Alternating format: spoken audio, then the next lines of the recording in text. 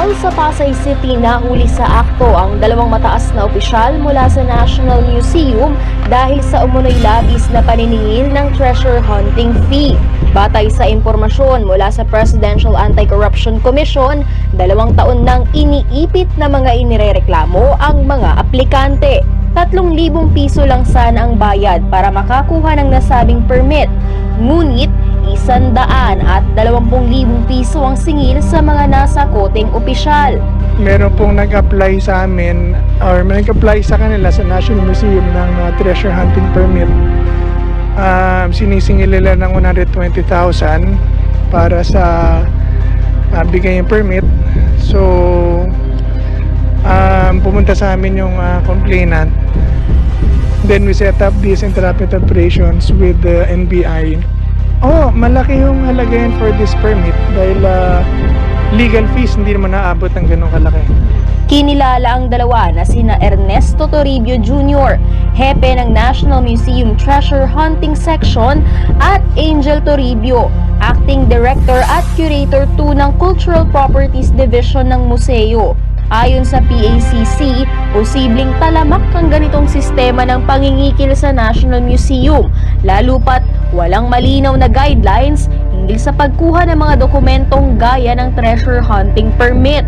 Kaya't panawagan ng ahensya, dapat linawin o i-streamline ang requirement ng ahensya. Walang makapagsabi ng malinaw na requirement dahil so pagka ganun po kasi, then it becomes discretionary dun sa kausap. Parang mangyayari, ako nang bahala dito, ganito na lang. Kasong bribery, extortion at conspiracy ang isasampa laban sa mga opisyal sa NBI. May Bermudez, UNTV News and Rescue.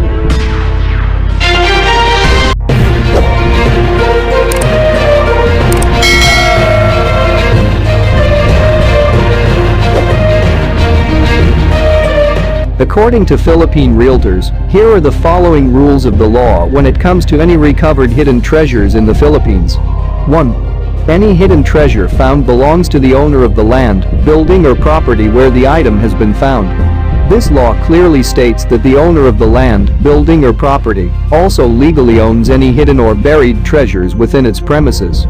Due to this rule of the law, most treasure hunters often ask permission from the owner. If he or she agreed, a written agreement will be signed by both parties. Contained on this signed agreement are the granted permission of the treasure hunters to excavate, and the percentage of shares between the owner of the property and the group of treasure hunters. 2. When a certain person had uncovered treasure from another person's property, state or subdivisions by chance, 1/2 of the treasure can be given to the finder. But if the finder is a trespasser, no reward or share will be given. This rule means that if you accidentally discovered any hidden treasure on someone else's property, you are entitled to receive 1/2 of the valuable items. Most common incidents of this case are carpenters or construction workers who ends up uncovering treasure deposits while working on the structure's foundation. In addition to this rule are the trespassers. Some treasure hunters actually goes to the extent of intentionally trespassing someone's property, due to the common reason that either the owner forbids them to excavate his land, or they simply do not want to share the treasure to others. Unfortunately, if the owner caught them, he has the right to confiscate any items that the treasure hunters have recovered, without giving them any amount of share. Other than that, they could go straight to jail for trespassing violation. 3. Any treasures found can be acquired by the state at their just price, especially when it is for the purpose of science or arts. As already discussed above, not all valuable treasures found in the Philippines belong to the Spaniards and Gia. There are also ancient relics which are valuable artifacts that holds priceless pieces of information about the early culture of the Filipinos. Thus, if it happens that you discovered one of them, then it's best advised to donate the item to the Philippine Archaeological Sciences for study purposes. 4.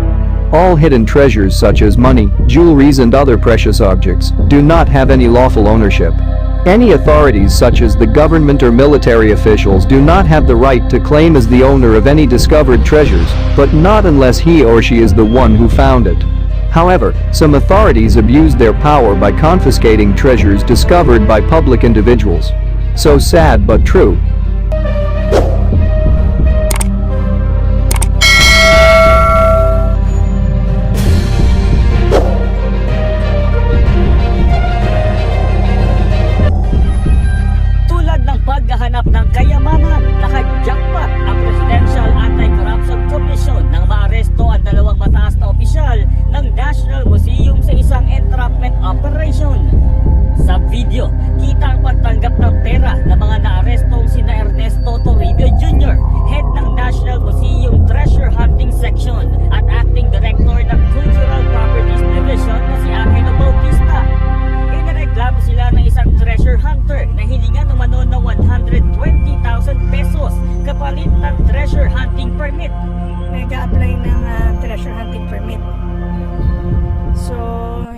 mabigyan ng treasure hunting permit. Hanggang ngayon, nag-settle.